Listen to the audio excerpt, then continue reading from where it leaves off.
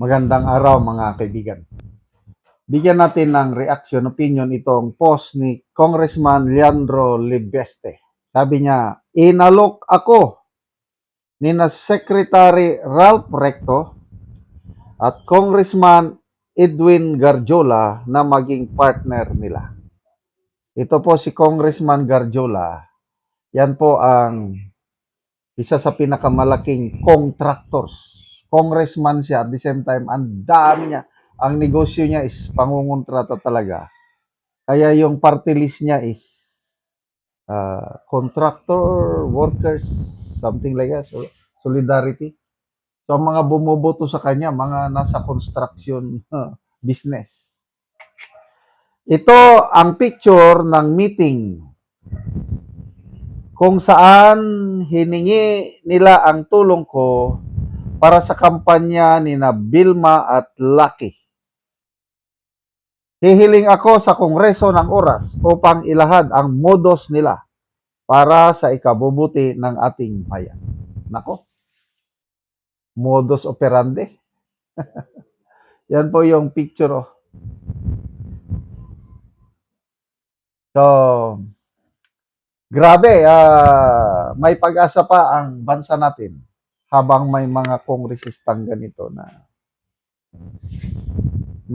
bata pa masyado, kailang punong-puno ng prinsipyo. Ang iniisip hindi lang yung sarili, kundi yung kung ano ang nakakabuti sa bayan. Sana dadami pa ang katulad ni na Congressman Libeste. So ito naman, Garjola, I don't know, wala siyang, ang nababalitaan ko lang kay Garjola is na-freeze daw ang asset. Kaya lang, as far as kaso is concerned, wala naman. Kaya, sarswela, kalokohan lang itong ginagawa na flood control investigation ng Blue Ribbon, Ombudsman. Ano nang balita yung kay Romualdez? Wala na. Parang optics lang yun. Kaya tama yung comments ng karamihan na pag magtiwala sa pakulo nila, baka lang gusto lang nilang palabasin na seryoso sila sa paghabol ng mga na-involve sa flood control projects. Kaya lang puros optics. So ano kaya ang modus operandi nitong dalawa? Diba? Same, anong kasabihan? Same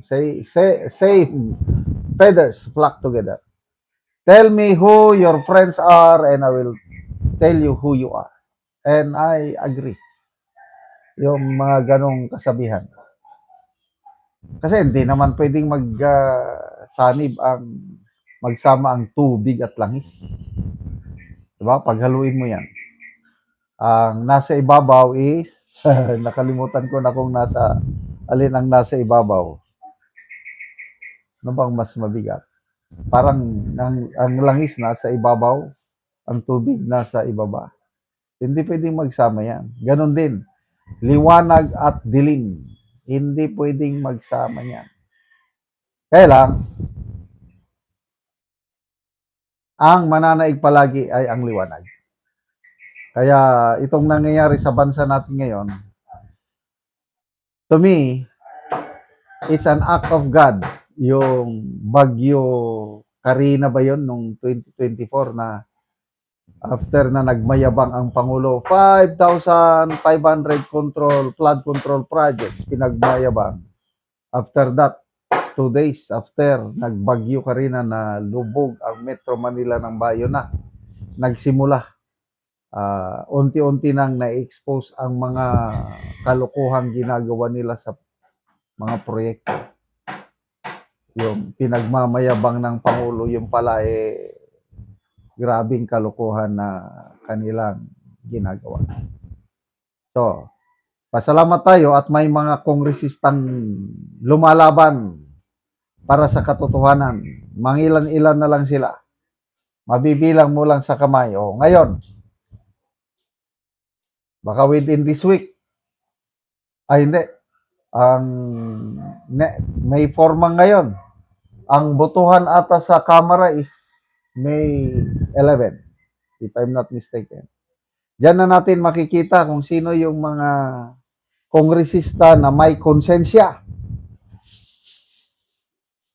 Sana totoo yung balita na may more than, more or less 12 congressmen na ayaw pumirma sa resolusyon tungkol kay BP Sara.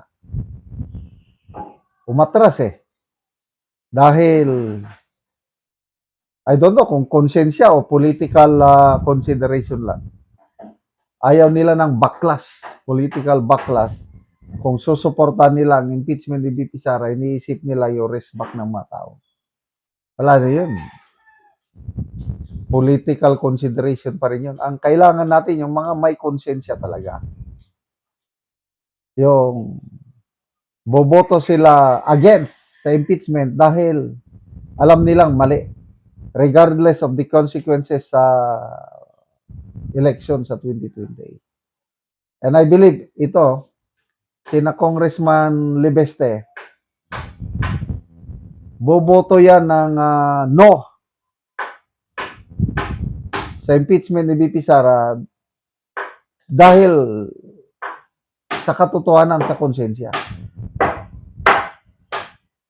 Siguradong mananalo pa rin si Congressman Libeste sa distrito niya sa Batangas dahil ang dami niyang nagagawang maganda. Sana magtagal pa sa gobyerno ang ganitong klase ng kongresista na. So, abangan natin. Modus operandi, Recto at Garjola. Ano kayang kaya lang, ito, duda ko lang baka hindi papayagan na magsalita sa privilege speech sa Kamara itong kasi kontrolado nila ang leadership ng Kamara. Okay, salamat mga kaibigan sa inyong pagsubaybay sa channel na ito. Nakakatulong kayo ng malaki sa tribong talandig ng Bukidnon dahil ang income natin sa channel na ito is pantulong po sa tribo. Namimigay tayo ng libreng yero at pako para makapagpatayo sila ng mas maayos na tirahan. Panoorin niyo ang video na ito. Karon mo na ni ang balay sa natagaan na mo og giro. So silupin lang in taon ang iyang balay. So mag-aatop na siya karon. Sa iyang atop nga silupin lang. So tolda lang gyud in taon ang iyang balay, ang iyang atop. Ug mo na ni ang nahatag sa iya nga yero. So mag-atop na gid siya. Amiliti asawa.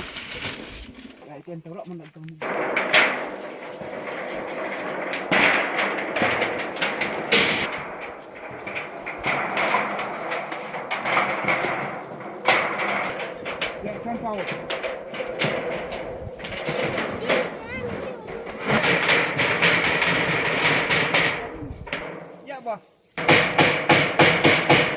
Yaro ko na. Tagibiti sa matilyo na.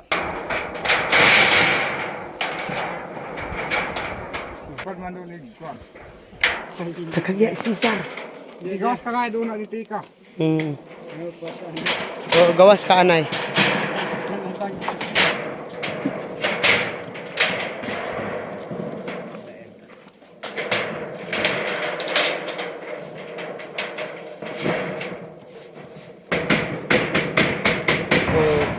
Karon naman na gyud sa pag-atop. Human na gyud sa pag-atop. So nawala na gyud tong tani kuan lang. Silupin lang nga atop. Karon napulian na gyud sa iro nga among gihatag. Sige dinhi ka kay salamat. Salamat sa nagginabang option. Salamat kayo sa Ginoo. Na nakagbalay ko tungkol sa mga kon hinabang sa mga vlogger. So pila na katuig nga silupin lang gyud in taon ang imong atop?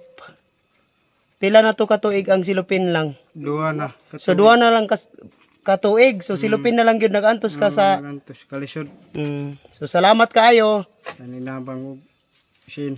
Okay, Salamat po. salamat.